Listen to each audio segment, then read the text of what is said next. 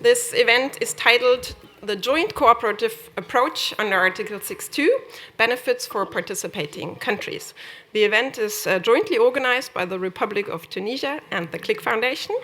My name is Ursula Flossmann from the CLIC Foundation, and I have the pleasure of moderating today's event. As the first speaker, I would like to invite Madame Raida El Elch from the Tunisian Ministry of Environment to officially open the event with her welcome address. We are virtually connected with her. Madame Raida, if you can hear us, the floor is yours. Vous avez la parole. Merci. Thank you very much. Good morning, everybody. I'm very pleased to represent today the Tunisian Ministry of Environment in this panel.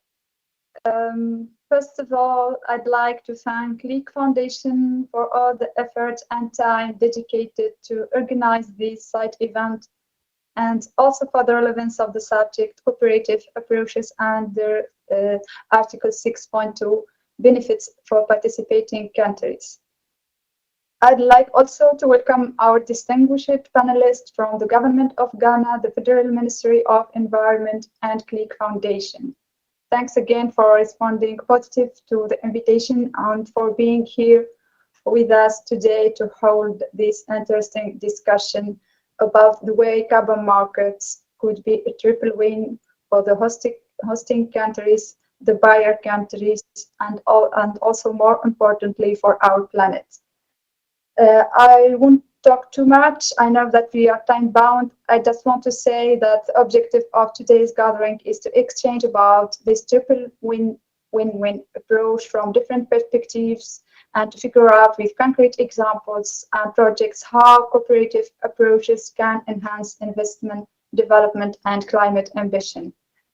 Everybody knows that Article 6 is a complex issue, a complex concept, and engaging in cooperative approach seems to be a hard journey for the countries. But when recalling that this could help us getting a step closer from our climate commitment and ambition, we realize that it's worth dedicating ourselves to seize this opportunity. That was all from my side. Welcome again also for the audience, and I look forward to a fruitful and insightful workshop. Thank you very much, Raida, for your kind words and for officially opening our joint side event on Article 6.2 benefits. About the event. After several years of side events on blueprints for Article 6 implementation, Article 6 pioneers, and success factors, and I think Daniel has probably been in all of them, we are now taking the next step, moving on, reflecting on the actual experiences that have already occurred from the first programs and on the real and tangible benefits that they are bringing to the participating countries. Today we have a great panel representing countries and organizations that are working with Switzerland on the cooperation under Article 6.2 of the Paris Agreement. They are presenting their strategies, their approaches for attracting projects and programs that bring the most benefits to the countries, and also their experiences with these very first concrete activities that we can study. The event will last 75 minutes, and I would like to start introducing our fantastic panel. We will have 5 contributions from the panelists, followed by Q&A and discussion with the audience. So please have your questions ready for the panelists for the second half of the event. Our first speaker is our co-host, Madame Raida El Elch from the Ministry of Environment of Tunisia, that you have just seen now. Madame Raida is the Director for Implementation and Support Mechanism at the National Climate Change Coordination Unit in the Tunisian Ministry of Environment. She is, among other tasks, in charge of promoting the use of Article 6.2 and the establishment of the institutional and legal framework and the development of a portfolio of eligible Article 6.2 activities. Tunisia and Switzerland just signed their agreement at the last COP in Dubai and have also officially launched their bilateral cooperation with the first mission to Tunisia and several joint activities over the last 2 weeks. Madame Raida is now telling us about Tunisia's strategy for cooperative climate action under Article 6.2 and 2 first projects or activities under the cooperation with Switzerland energy efficiency in the phosphoric plant of Gabes, and a solar pumping initiative. Please, Raida, the floor is yours. We will operate the slides for you. Vous avez la parole. Thank you, Ursula. Thank you very much. I start with introducing the Tunisia climate engagement.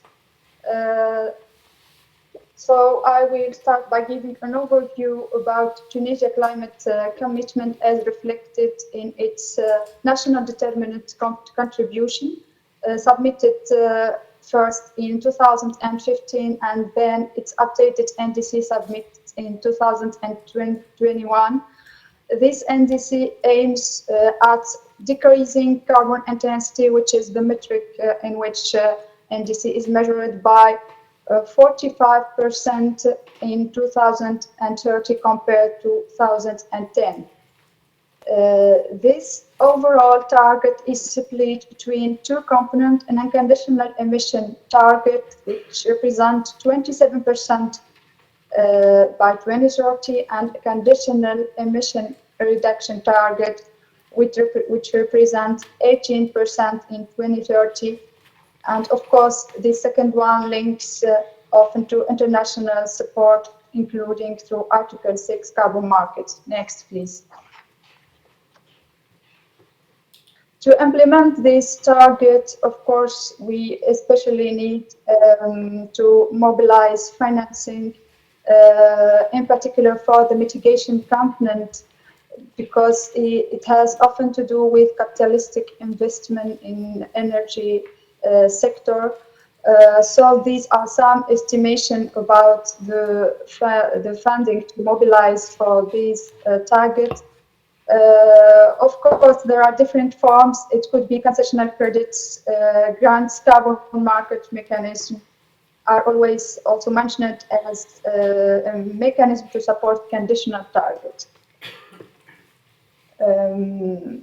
Tunisia, of course, has explicitly mentioned in its NDC that it's willing to engage on cooperative approaches to finance its mitigation objective.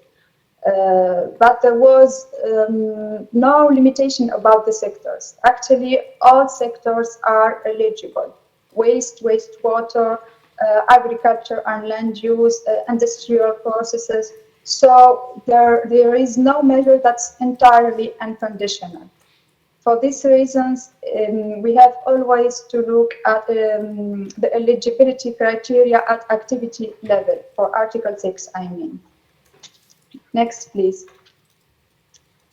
To engage in Article 6 way, concretely, Tunisia has already signed two bilateral agreements, one with Japan in August 2022, and a bilateral agreement more recently signed with Switzerland in December 2023 at COP28. Also, there was last month a call for proposal from Switzerland and Greek for potential project proponents in Tunisia, and we are very glad about that. Next, please.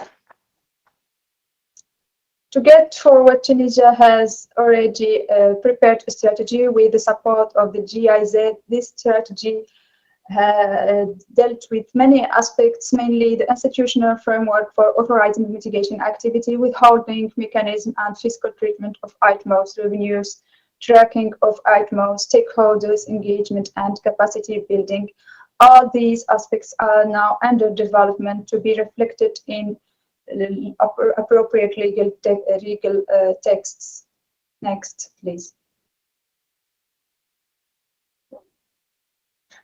This table captures at a glance Tunisia's readiness in light of Paris Agreement requirements to engage in Article 6. As you can see, the immediate and short-term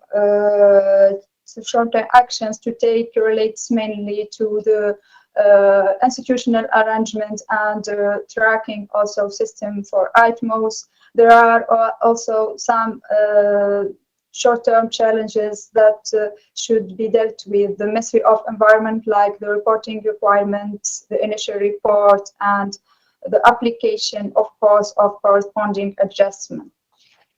Next, please.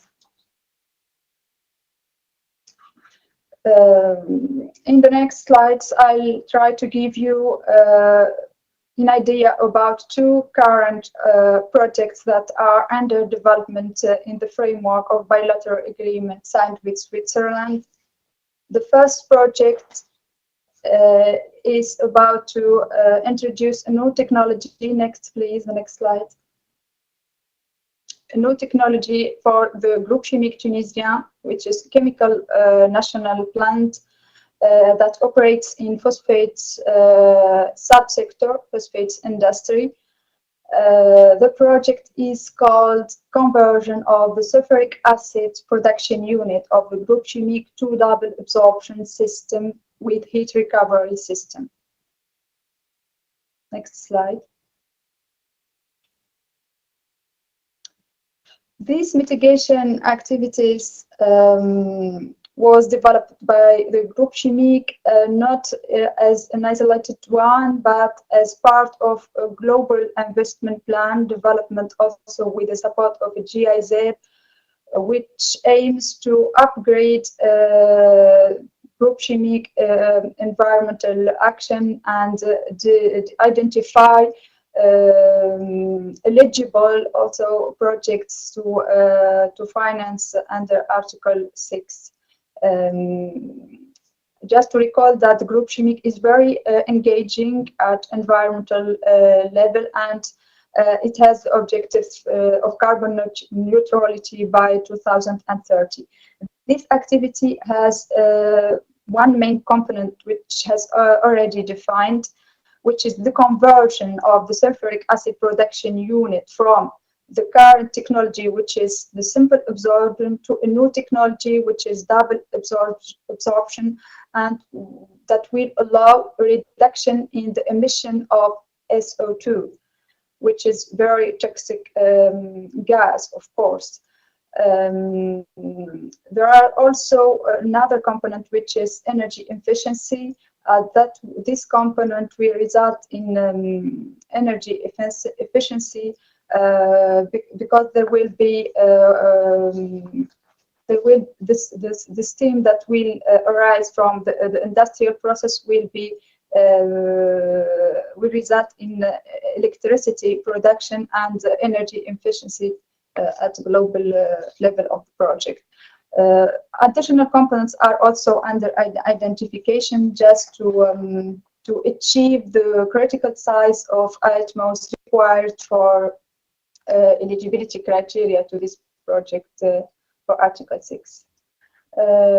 These were the source of emission reduction. I have just explained the process, how this project will result in the emission reduction of SO2 and also the recovery, energy recovery,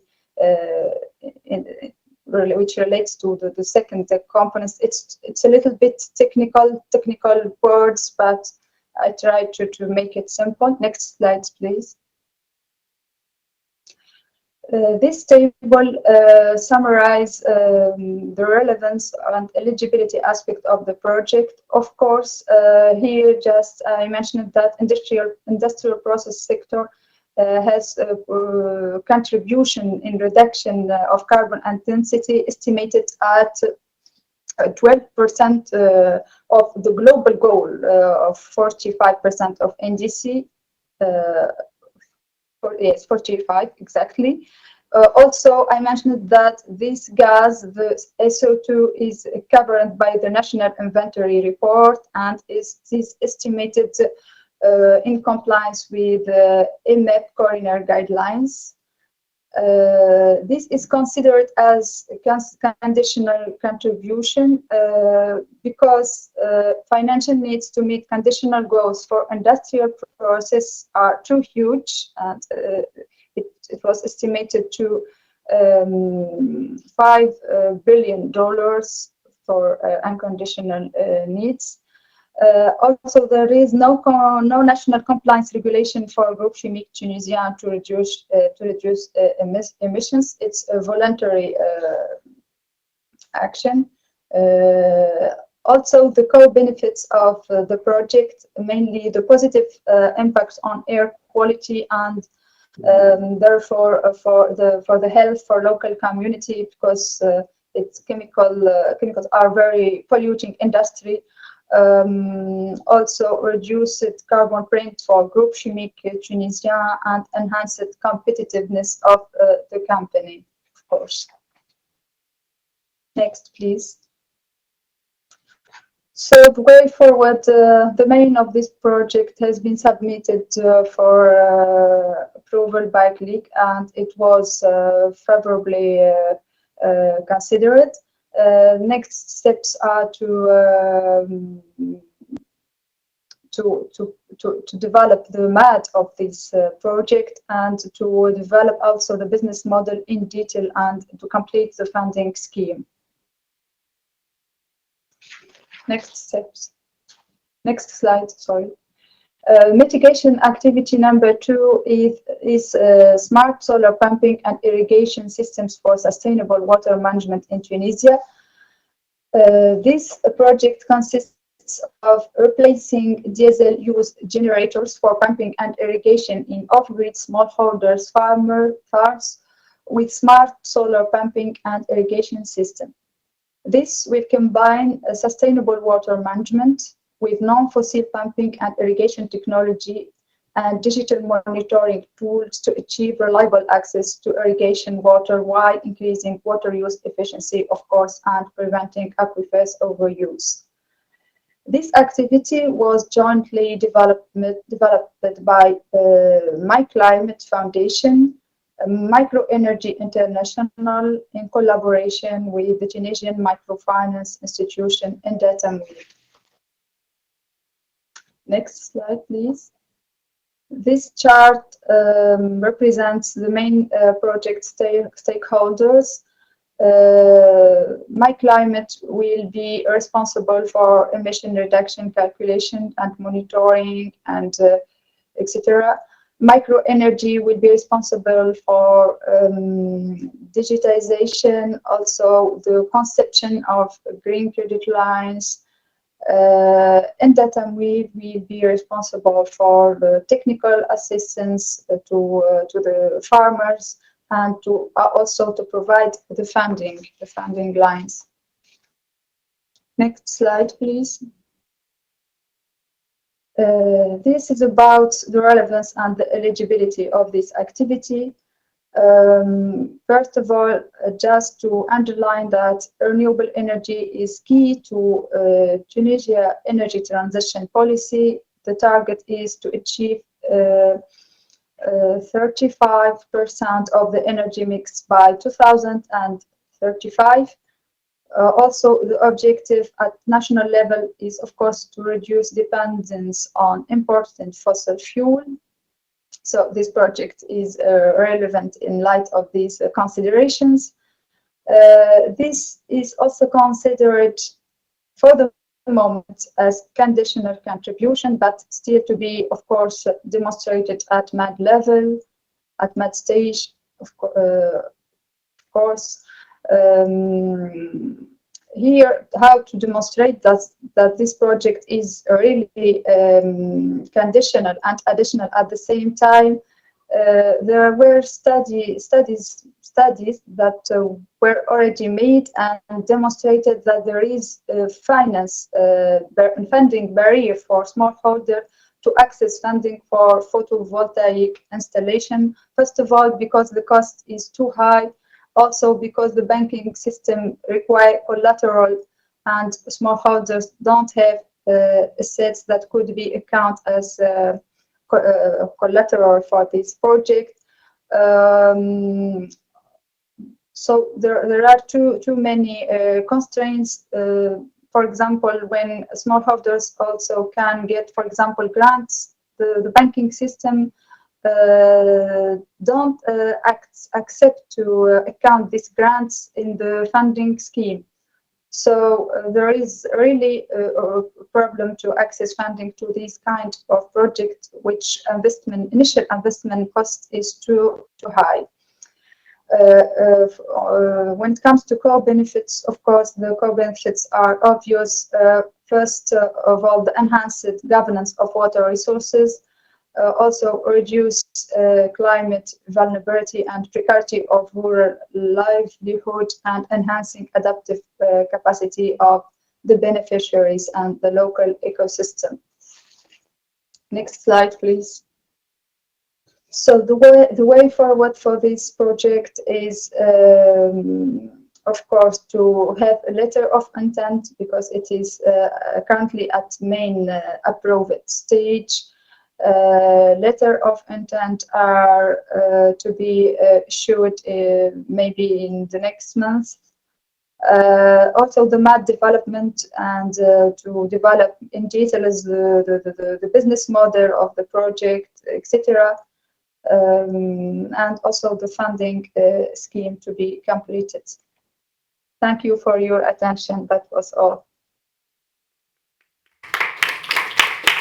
Thank you very much, Madame Raida. This was really fascinating to learn about Tunisia's approach for harvesting these co-benefits from the Article 6.2 cooperation.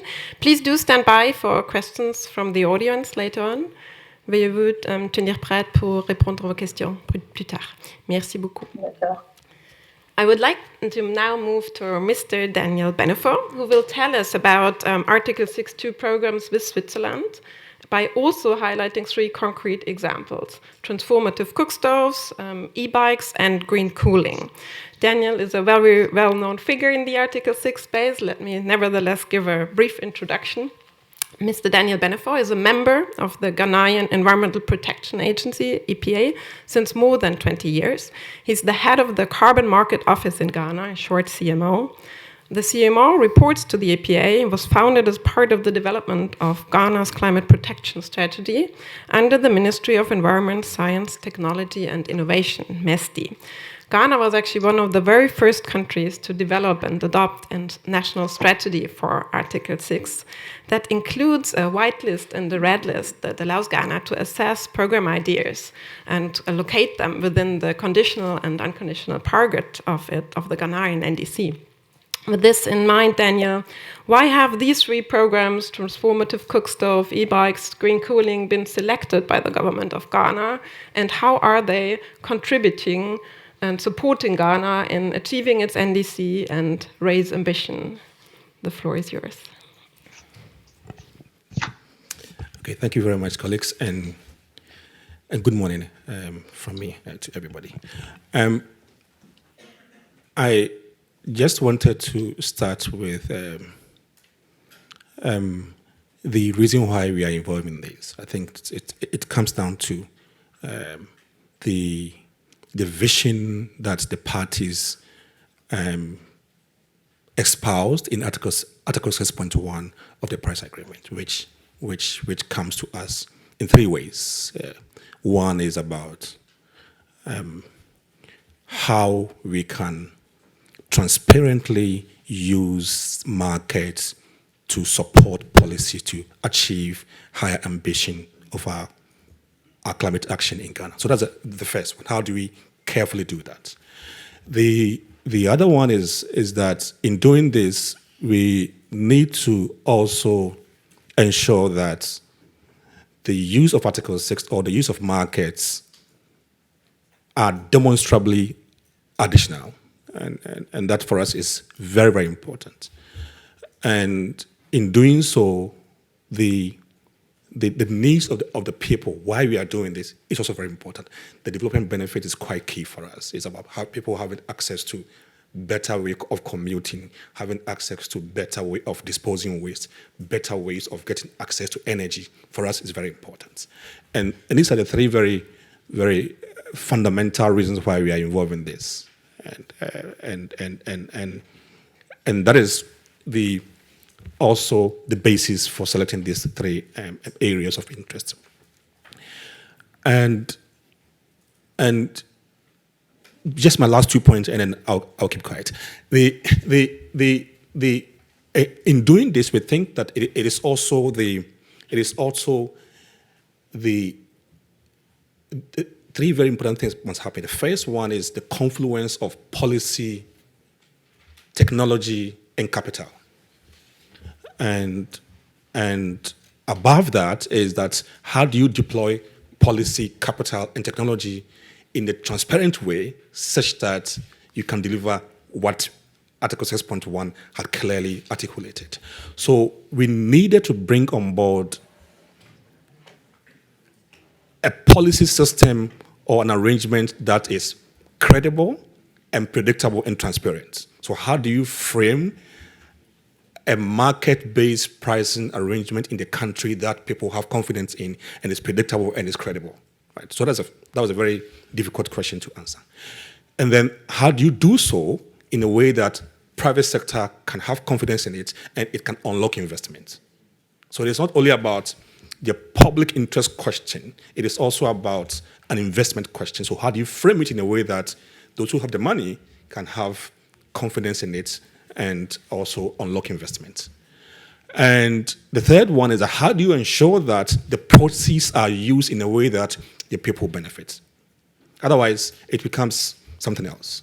So we have been doing this for the last 6 years, talking around this, and beginning to show, and the results are beginning to show. And I'll end with the results.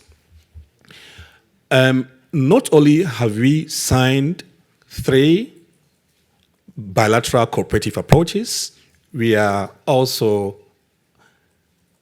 actively engaged in exploring the use of unilateral approaches. And we are very keen to hear from what Simon and his people will tell us after next week. And the other one is also the work on our involvement in the high integrity programs or high integrity units. So we are also working with Singapore and other colleagues from the voluntary carbon market actors to see how we can structure or streamline the relationship between the governments and those who have the skills in the voluntary markets. How do we streamline that? We are also very much involved in that. And I think that this afternoon we want to share the first lessons of our work with Singapore and gold standards and also the VERA on that. The last point is about how all of these are translating into actual implementation on the ground. So far, in our pipeline, we have around 40 projects over 6 months, and of which 12 of them have been created with our collaboration with the Switzerland government. And we had done a quick back of the envelope assessment of the impact of this 12 investment when they are realized. There are 12 of which these 3 are part of it. Of the 12, the carbon value of the 12, the actual value of the carbon credits, plus the actual investment that could be unlocked with the carbon value, to us is quite phenomenal.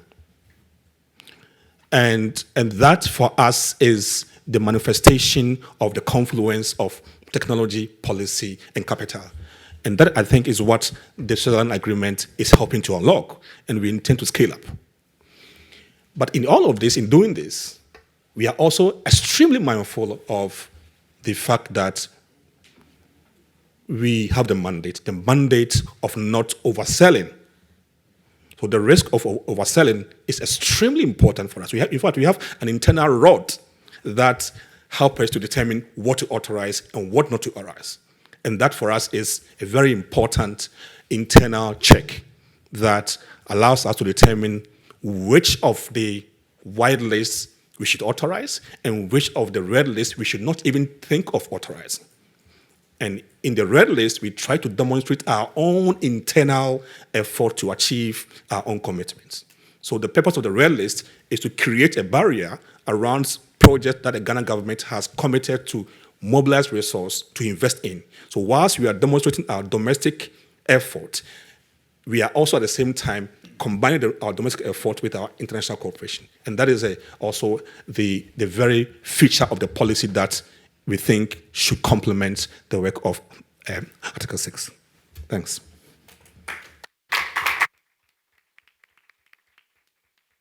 Thank you very much, Daniel. Very interesting to hear these experiences from Ghana. Very fascinating. Thank you so much. I would like to now move on to two interventions from the private sector's perspective.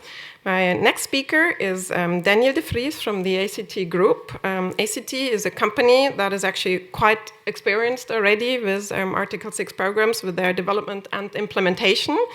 And Daniel is the global manager for the tech-based climate projects and leads the ACT's efforts in developing tech-based carbon projects worldwide, including the transformative cookstove activity in rural Ghana that we had just made reference to. But now in this panel, Daniel is going to tell us about the battery storage and renewable energy program in Senegal and its benefits for stabilizing the Senegalese grid and the transformation to green energy in Senegal. Daniel, when you think about the programs that your company implements with the support of the CLIC Foundations, what are the benefits for the host country and their population? That would be my question to you. The floor is yours. We will operate the slides for you. Super, thank you very much. And I'm very pleased to speak after Daniel, and indeed that the cookstove program was briefly mentioned, which actually allows me to this time speak about one of our other activities, which is the battery energy storage and renewable energy program in Senegal, which we are co-developing together with Ongreso Energy. It was very recently validated, and we hope to initiate the authorization process together with Switzerland, the colleagues of Simon, and the Senegalese side over the coming days. Next slide, please. So briefly about ACT, we're an organization that focuses on the environmental commodities, the energy attribute certificates, the carbon credits. And as Ursula mentioned, I mostly focus on our project development within the group. So we have quite some projects under development with about 500 employees globally, which allows us to basically be in contact with most of the parties that are out there. And most recently, about 2 weeks ago, we opened our office in Japan as well. Next slide, please. Here you can see some of the activities that we are developing. So you can see the transformative cookstove activity on there. We believe it's a very high integrity developed project with a conservative FNRB of 0.30 for the ones that know what that is. And applying a dynamic measure there between Ghana and Switzerland on the FNRB outcomes with a conservative FNRB applied of 0.30 throughout the crediting period. That is around 1.6 million tons. If it's dynamic, of course, it will deviate depending on the outcome. What I want to show with this slide in particular is that we are developing quite a variety of types of project activities together with our partners. So our cookstove activity in Ghana together with Envirofit. And next to that, we're doing biodigesters with partners. We're doing the battery energy storage program that I'll be speaking about, but also agroforestry and afforestation activities. And these are just some that I wanted to highlight. Next slide, please. So when we speak about the battery energy storage activity with renewable energy, typically what happens is that renewable energy is non-dispatchable, which means that you cannot easily regulate it, turn it on, turn it off. And when you have unforeseen weather events, or let's say a lot of clouds or not enough wind, it is very difficult, of course, to maintain the grid stability that you need to have. If you go outside of the bandwidth of, let's say, the optimal grid frequency, then essentially your power installations turn off. And that's why it's always important to regulate the grid within that frequency. Typically what happens is during peak demand, as you can see here in red on the graph, is that you need to start generating electricity very quickly if you have unforeseen weather events. And in the case of Senegal, you basically use your power plants that you have that operate for some on heavy fuel oil, which you can see here on the picture, which has quite a high CO2 intensity, or on peaking natural gas, which also has a very high CO2 intensity, because you need to rapidly start generating electricity to meet the demand for electricity. Typically within about 10 minutes, you would then have the electricity to maintain the grid frequency. At the times where you do not have enough demand, or in other words, where you produce too much electricity, that's where you need to start switching electricity installations off, of course, to balance that as well. For renewable energy, you have the same issue, that you have a lot of the electricity being produced on fossil fuels today. And if we go to the next slide, then I'll speak a bit more about the solutions. So one way to maintain the grid frequency is to have battery energy storage systems. And these systems basically ensure that when you have too much power production, which is what you can see in blue here, is that instead of switching the power installations off, that you would be charging battery storage systems. And when you have peak demand with unforeseen weather events, instead of having to switch on heavy fuel oil or peaking natural gas spinning reserves at existing power facilities, you discharge the batteries that were previously charged. So essentially you avoid very high CO2 intensity electricity from being produced and these emissions from being generated in a way. Of course, the batteries also have a lot of secondary functions, as you can see here on the slide. And for the renewable energy, it's displacing incremental capacity that will be installed at fossil fuel power plants to produce the electricity. So with the battery energy storage systems, you basically avoid very high CO2 intensity electricity from being produced, at least for that capacity that you're able to discharge into the grid.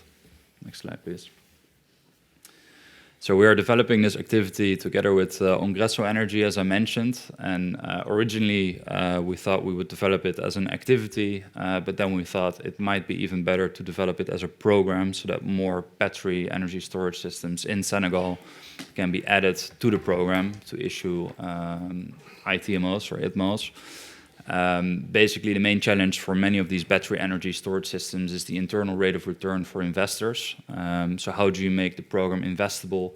And that is, of course, that if you have carbon finance, in this case provided by the Click Foundation, you basically enable the battery energy storage systems to be constructed because they become investable for many of the equity and debt investors. It starts to become an interesting opportunity. So by being part of this program, and we now have 2 battery energy storage systems already included. We have one 10 megawatt and one 40 megawatt battery. The 10 megawatt is coupled with a 16 megawatt peak solar facility. You basically enable these projects from happening and these emissions from being reduced compared to the baseline.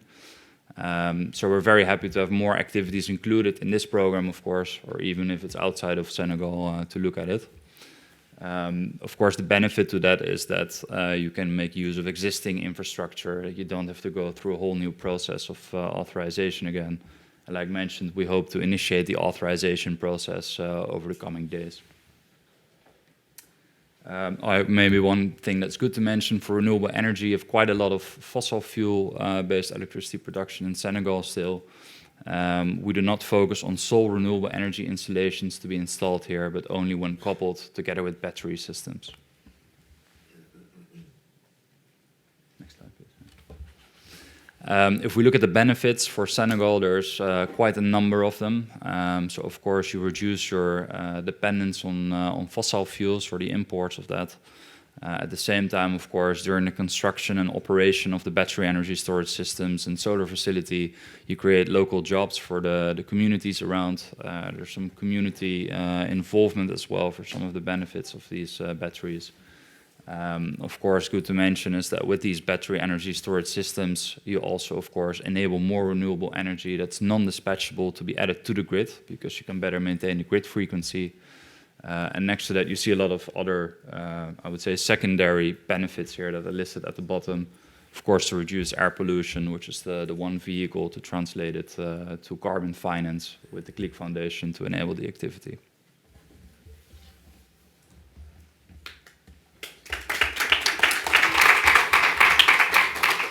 Thank you very much, Daniel. Really interesting program. Thanks for that intervention. I would like to now move to Jacqueline Jacob from the Click Foundation. Jacqueline is the Director for International Relations at the Click Foundation. And prior to joining the foundation, she worked as a Swiss diplomat and was also working in the private sector, for instance, as the CEO of the energy agency of the Swiss private sector in Zurich.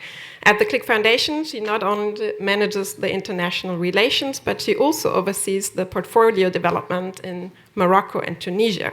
And in this context, Jacqueline is now telling us about the Click Foundation's approach to ensure high benefits of Article 6 activities. Jacqueline, could you explain us how you do ensure the highest co-benefits and benefits for the countries, the participating countries in your approach or in the Click Foundation's approach of choosing Article 6 programs?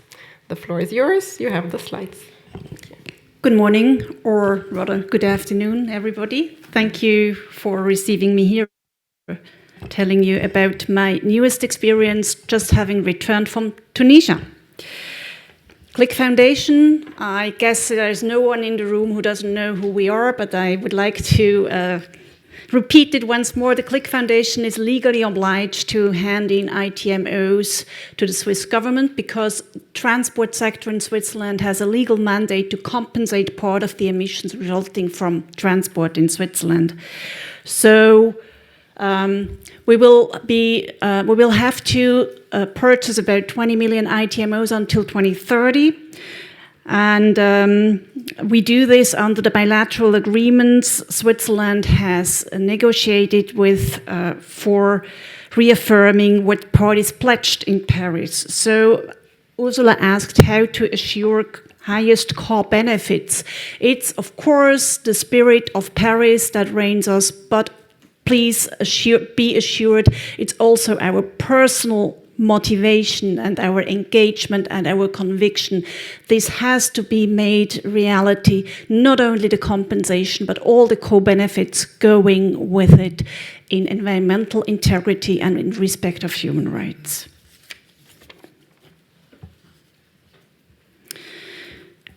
Switzerland is a pioneer in negotiating, in concluding these bilateral agreements. It is thanks to countries such as Ghana and people like Daniel sitting very close to us, thanks to countries like Thailand, Dominica, like Senegal and Peru, that Switzerland could be a pioneer. And of course, it's thanks to Simon Reiter sitting right next to me. So the bilateral agreements, they are the overarching principle. Environmental integrity has to be respected. It has to go beyond national ambitions, additional and real sustainable development, no double counting, you name it, you all know it. On the right-hand side of the slide, you see the 13 countries at the moment Switzerland has bilateral agreements with. And because 13 for most people is not a good number, we really do hope that the 14th will be coming soon. And, well, Kenya is in pole position to sign this next bilateral agreement. What are the eligibility criteria for activities Click Foundation is able to purchase ITMOs from? There is Swiss regulation. There is a blacklist in Switzerland. That means no nuclear, no utility scale, solar, wind, no large hydropower.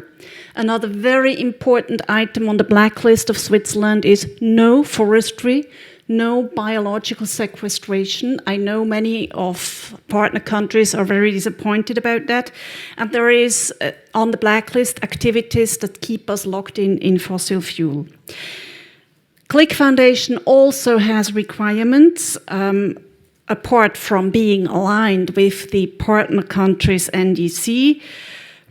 And apart from having to support activities that are not implemented yet, we are looking for large activities because we're supposed to buy 20 million, so economy of scale, lower overhead costs. We are looking for projects of 250,000 ITMOs at least.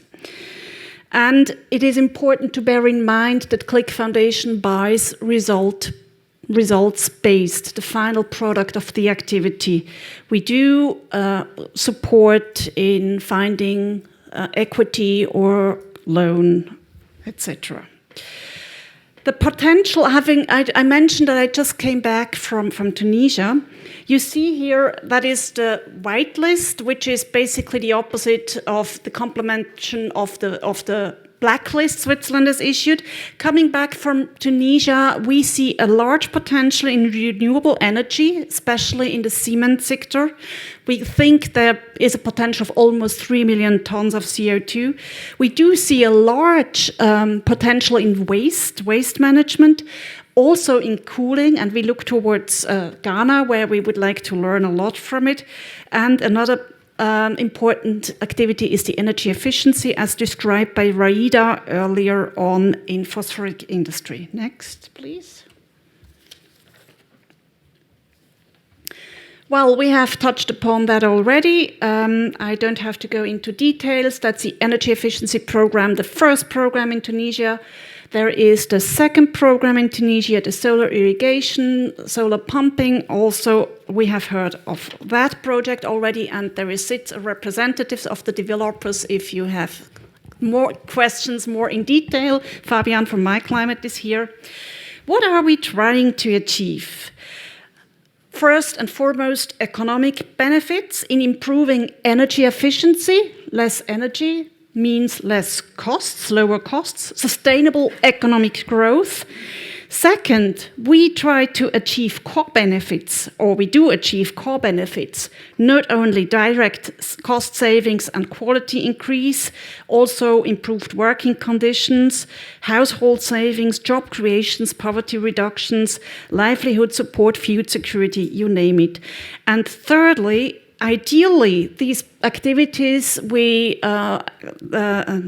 trigger, we support, must be sustainable.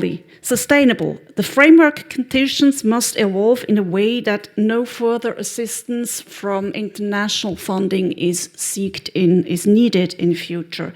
This can be changes in behavior, this can be changes in manufacturing standards, or it can be the emergence of a mature market. My last slide.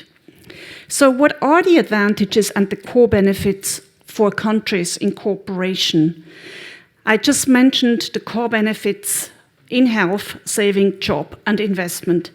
Secondly, we support activities that wouldn't be feasible for various reasons, despite their relevance and despite their effectiveness, be it because too costly, be it because technologically too complex, be it because geographically remote.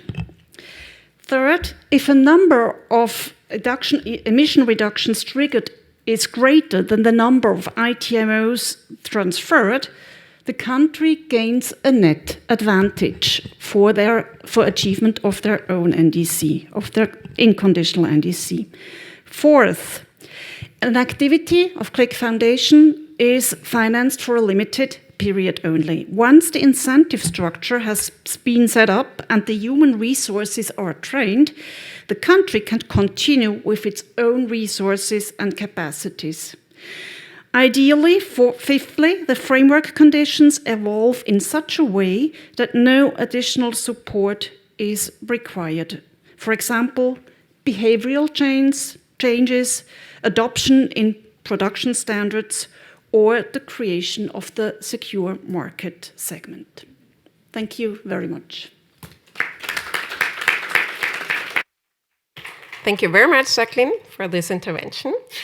Last but not least, I would like to move to Simon Fellermeier from the Federal Office for the Environment of Switzerland. Simon will round up this fantastic panel by giving us some insights into Switzerland's experience on Article 6 corporations, the challenges, the lessons learned when inspiring for high-integrity cooperation. Switzerland has by far actually the largest experience, I think, with Article 6 too, having signed 13 cooperation agreements with the authorization of 5 programs or activities, including the first transfer of mitigation outcomes. Simon Fellermeier is a climate policy advisor at the Federal Office for the Environment in Switzerland. He is Switzerland's negotiator for international carbon markets under Article 6 of the Paris Agreement, and last year he was also a member of the Article 6.4 supervisory body. So Simon, my question to you, in light of Switzerland's experience in the development and as well as the development in the multilateral negotiations, what are the possibilities of the Article 6 instrument to raise ambition, and what are perhaps also some limitations? Over to you. Thank you so much, and thank you for I think we always tend to overstate, but I think it is truly a fantastic panel. I think you can see that by the way the audience, the degree to which the audience looks at their phones or laptops is always a very good indicator for how exciting the panel is, and I think I've been looking around and people are really looking, so I think that's a great really great sign. So let me say, first of all, this is extremely refreshing, right? So as you mentioned, I'm the Article 6 negotiator for Switzerland. I spent the past 2 days in very long meetings, always from 7 a.m. to 11 p.m., discussing things like whether the agreed electronic format is now to be changed in row B2 or C4 or something like this. And there's other questions that need to be resolved, but like when you're in the UN negotiations, I think you sometimes lose track of the real world. And this panel here brings us back to the real world, because there's actually concrete things happening, and that is just extremely refreshing and positive. Now, so challenges and learnings from Switzerland. It's of course, we are delighted to hear that we are regarded as a leader and that we managed to do certain things in this context. I think one of the learnings for us is we are maybe a leader, but also, we are still very slow. And that's not because we are unprepared or unqualified or not committed, but it's because Article 6 is hard, right? I think if we just look at the previous presentations and we just think of the number of actors that were mentioned on the slides, the number of companies involved, the number of governments involved, the number of agreements that you have to sign, then the political nature that's around it, it's inevitable that this is not going to happen from one day to the other, right? So while we are extremely proud of our 13 agreements, I also have to, and this is all public and on our website, say very transparently, we have only authorized activities in 3 of those 13 countries. Is that because we want to block the other countries? No, not at all. But, there's always something popping up, and that's just, again, I think kind of a bit inevitable. But we are proud of the progress, and I think it's not just Switzerland. We heard the references. I see the colleagues from Singapore here. There's Sweden and so on, and there will be another great side event that you should all attend with Singapore engagement later in the day. But this is clearly a nascent market, and in nascent markets, actors have to find their way. There's initial learnings, and I think we also saw that for ourselves. Signing the first bilateral agreement took kind of 4 years, I think, or maybe even 5. And then the second and third, some of them go much, much quicker. So that's also, I think, a positive outlook. And now, I think, having had this concrete experience, so it's obvious this takes time. It's obvious this is not always easy, but you do things. Right, and you do things, so we have these activities authorized. We see some really great examples in the presentation from Daniel, from actually twice Daniel, right? Yeah, Daniel and Daniel. And we have authorized things, and I think when we authorize them, it always happens in a certain context. And that context sometimes doesn't render things more easy either. And let me explain this just a little bit. So I think we are at a stage at this moment, inevitably, where we all have, we sometimes open the news, sometimes we go on the website of The Guardian or another newspaper, and we read, like, what is happening to carbon markets, right? Are there some things that, didn't work perfectly under some standards, be that voluntary or compliance or with the CDM or something else? I think this is another complicating factor that all the people interested in this system and sitting on this panel face every day, right? Because there is, I think, it is, again, quite easy to find one thing that didn't go perfect in carbon markets. Right? Or even 2 or 3. And sometimes it's very valid, and sometimes it's maybe not as valid. But this is, I think, the context in which any actor, be that, a company, be that our government, another government, a corporate that in the end decides to buy units, is faced with that reality that, and that's to some degree very good, right? People will look critically at what you do. And they expect you to have really good answers for why what you do is good.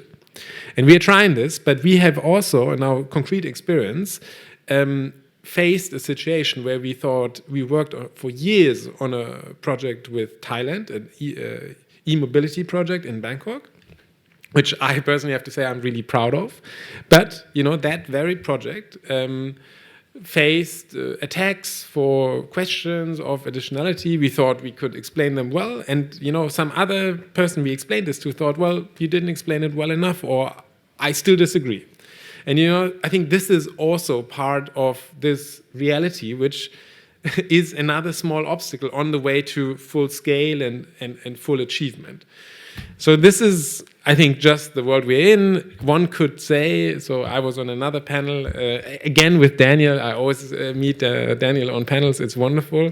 A few weeks ago in Paris. And I think one could call this effect, like the scrutiny by both media, but also, stakeholders, civil society, or even other governments at large, a bit the Guardianization, right? We know many of those articles were published in The Guardian. I think there will be many people in this room that can explain why the articles were invalid or, not properly researched. And, this is to be debated. But I think it's just a reality that if you operate in the context of carbon markets, you will be looked at, right? And that's very positive, because that creates the right incentives to do everything you can to have a very good story and to really know why you're authorizing what you're authorizing, why you're investing into what you're investing in, for all these different actors, from government to corporate to wherever.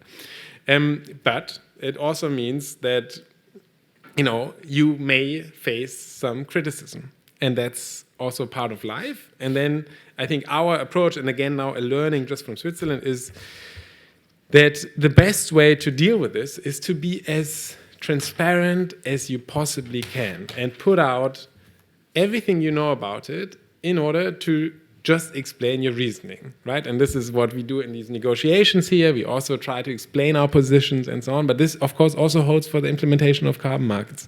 And I think that's all I want to leave you with. And thank you, and looking forward to the discussion.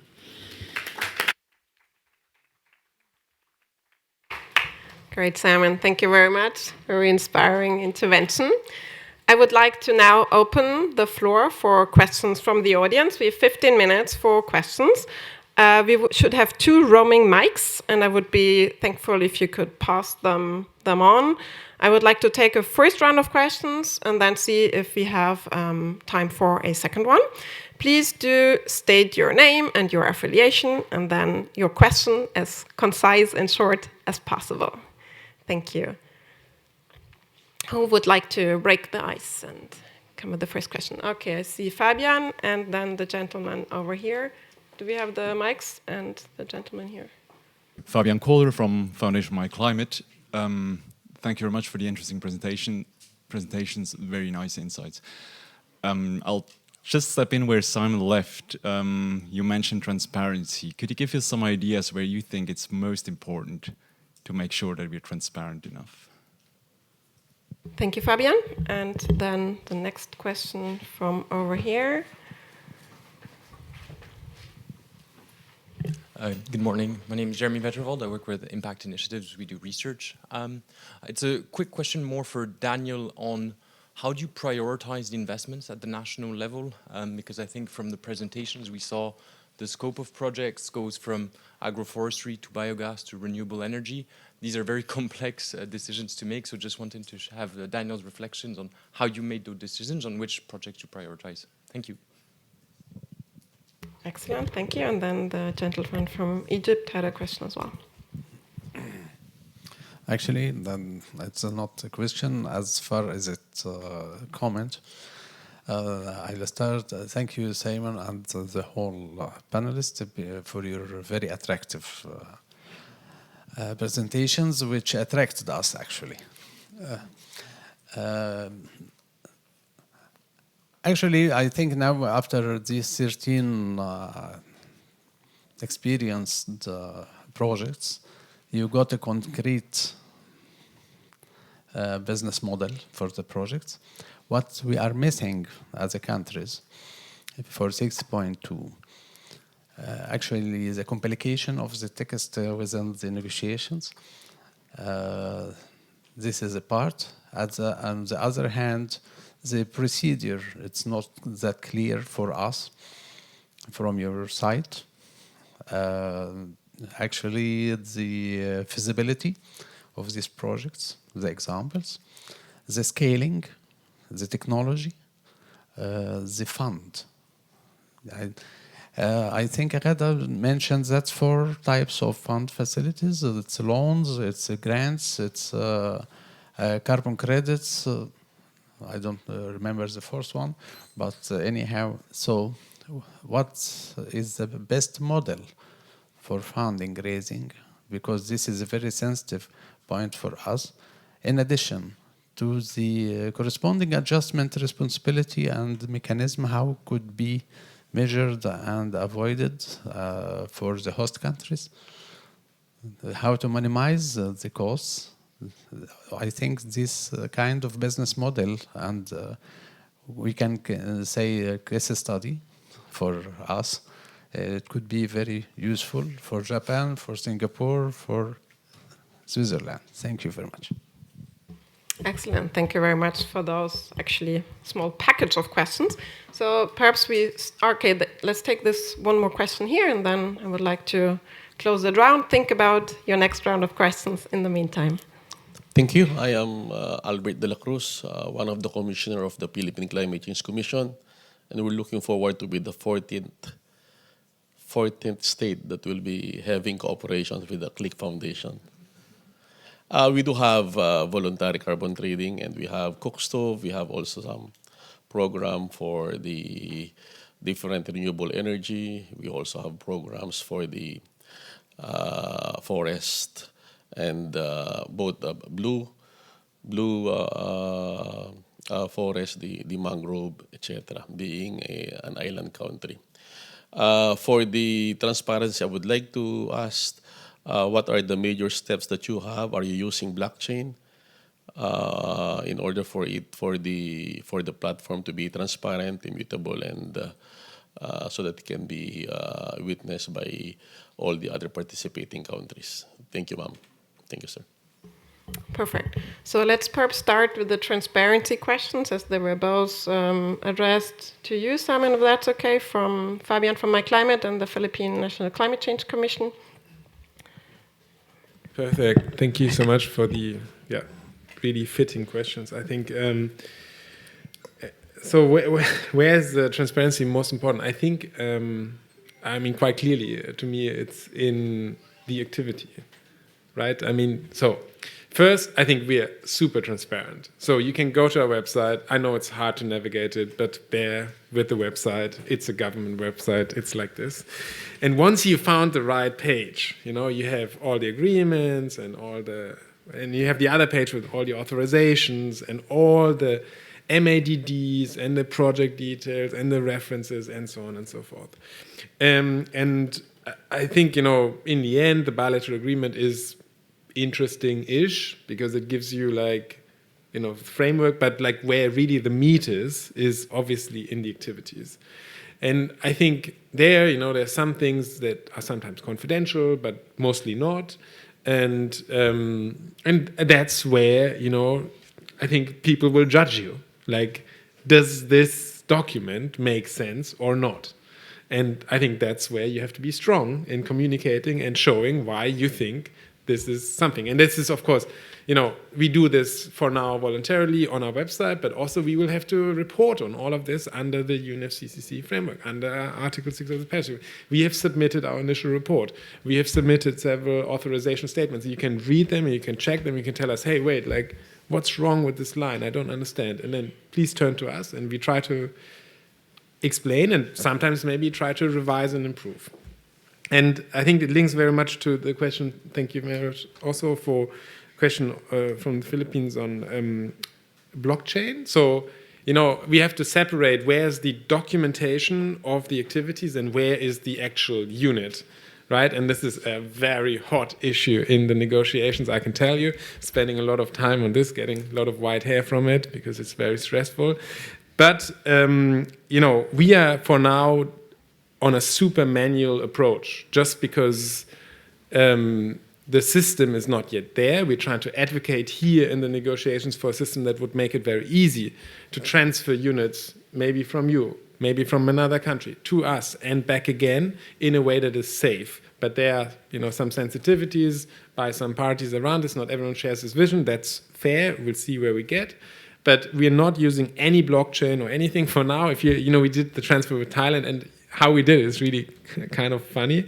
But so initially, the units are standardized and issued in the Thai registry. They are then cancelled, and there's a public cancellation confirmation that people can see. And we take this cancellation confirmation via email to the Swiss email inbox, and then I send it to my registry colleagues, and they reissue the unit. So this is, of course, very absurd, like very inefficient, but this is what we do, and it's safe. It's not really scalable, but it works. That's how we do it. So maybe one day blockchain, I think, let's see.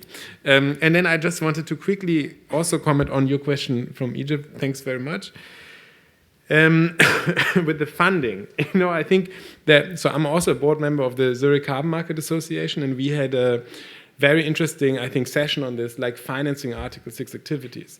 And I think what came out on that one is that if you actually manage to pull off Article 6 activities, like you have no problem finding for your finance, right? This is a market where you have many countries looking at this and saying, hey, if I can get the units, like I'm prepared to pay, just like the Click Foundation is, of course, prepared to pay, right? And so I think funding probably to me is not the biggest issue, but of course, you have to then find the way to properly distribute the different funding streams and not double count and, not use climate finance and at the same time count it also as carbon finance. Of course, all of that doesn't work, but I think funding arrangements can be found if there is real commitment to an Article 6 activity. Thank you. Super. Thank you so much, Simon. Then the next question was actually to Daniel Benefor on prioritizing the investments given all the various initiatives, sectors, and perhaps question also, would you agree that funding is not actually the problem? And maybe Daniel de Vries, after that you can add if you like on the prioritization question. Or you start, all right. Well, on the prioritization, it's indeed what Simon mentioned. If you have quite a lot of people here in the room that could help with the funding, and funding typically, as we see it as a private sector, is also not the issue, as long as there's a stable, let's say, estimation for the one providing the funds, that they can see that their loan gets repaid. With a long-term offtake agreement, which luckily so far the Click Foundation has been happy to provide, and we see the same coming out of Singapore, Japan, and of course there's a few others. So for funding, that's not an issue. I would say the main issue that we see normally is the capacity building. That's also why the previous session was quite important, to see where's the capacity building being done, because getting to the right people, especially in the host country, is usually quite difficult for the private sector. We've been very lucky with Daniel, who's been very responsive and always knew who to point us to. But in some of the other countries where we want to channel funds to, or to help with carbon finance there, thanks to the Click Foundation, it's a private sector, it's sometimes quite difficult to get the right people in the room. And of course, also we want to move fast. And then having the right people is very important.